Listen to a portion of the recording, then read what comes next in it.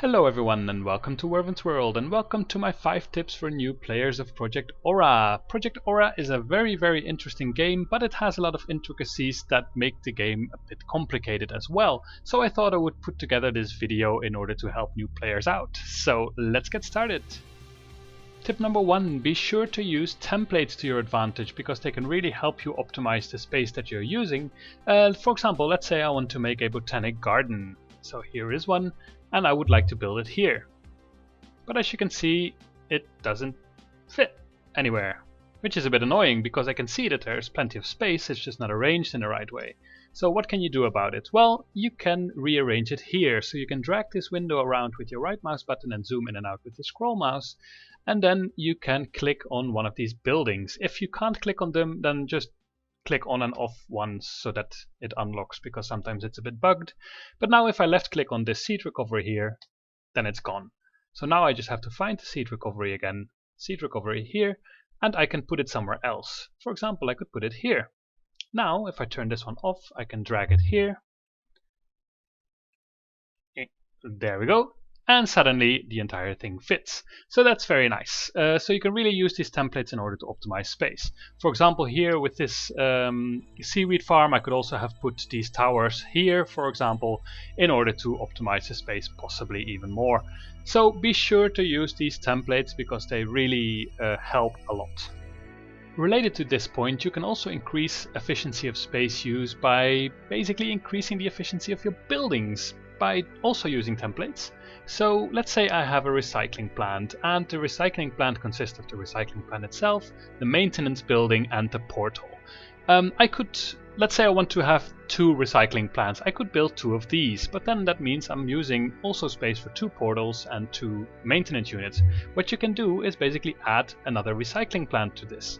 And now I would build this entire thing, but it only needs 1 portal and 1 maintenance unit. So that's another way on how you can use these templates in order to improve your space use. Tip number 2, don't be afraid to not use your buildings to their full extent. For example, I have here a scientist blueprint and a programmer blueprint in my tech lab because I want to research some things. However, I don't really care about the speed of these things because at the moment I don't get so much innovation points yet. So don't be afraid to just put in 1 scientist and 1 programmer for that, because it's plenty of speed. You don't really need more speed, because if I would add more scientists, the only thing that would happen is that I just gain more speed.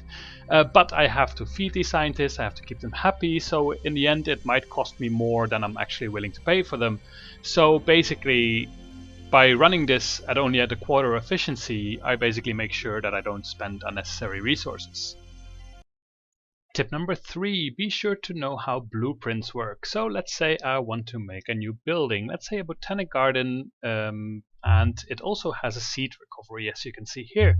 So I'll drag it here, and I need some more materials, which I can buy, and then I put it here. Now, as you can see here, I can add some different blueprints to it, and one of them is the seed recovery. If I drag that in here, it doesn't work. It says this item cannot be sent to the organization chart. But this is not a bug. It actually means that you don't have the blueprint for it, and it cannot be bought from the market. So the market normally has a lot of blueprints, for example here for research, for program, for seaweed drying, and so on, but it doesn't have them all. So what if you come across this problem? Well, then you need a tech lab, and in the tech lab you can start doing research. So basically you have these innovation points here that you produce according to the processes you use. So if you use any eco processes, for example like seaweed fattening and so on, you gain points towards this. You can turn those green points into these green documents, and you do that by having a scientist research this. So here with the cogwheel you can choose which one you want to do. So for example you want to do natural resources, and you can press play and it turns these green points into these documents. Then with a programmer you can turn these documents together with a memory device, which you can buy on the market, into a blueprint. So for example if I want the green one, I can just click here, green blueprint. I already have a memory device and this one, so I can just press play and then it will start making a blueprint. Then once you have a blueprint, as you can see here, you can see the small icon control right click, then I can choose seed recovery. I press OK, yes, and now I have a seed recovery blueprint. This blueprint I can now drag into here, and suddenly I can do seed recovery. So if you're missing a blueprint, make sure to make blueprints with programmers, and then you can use them in order to improve your buildings. Tip number 4, very short tip. This game is pretty slow, but you can actually make it quicker. So if you press Shift and plus, you can actually increase the speed, as you can see here, by 8 times, which is quite useful, because if you can even also put it on half, 1/4, or on pause actually. But yeah, some of the processes take ages to complete, so if you just put it on 8 speed, then everything will go quicker.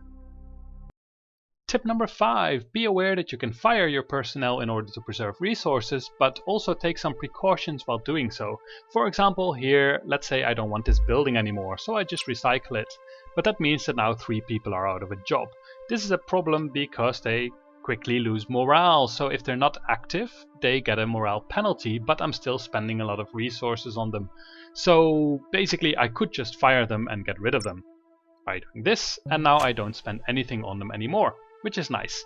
However, be aware of the character level. So for example, this technician here is level 7, which actually took quite a long time. It takes quite a long time to level all these characters up. So a level 7 technician is quite useful. So before I fire this one, I might as well check if I can replace another person and then fire that person instead. So for example, here I have a botanic garden with a technician that's level 3. 7 is better than 3, so I can just click on this one and press delete. Then it goes back here to the unemployed technicians table. Then I drag the level 7 in, add it to this one, and now I can fire the level 3 instead. So basically I make sure that I don't have any unemployment, but I also still increase the efficiency of my colony as a whole. So these were my 5 tips for new players for Project Aura. I hope you found them useful, and see you next time!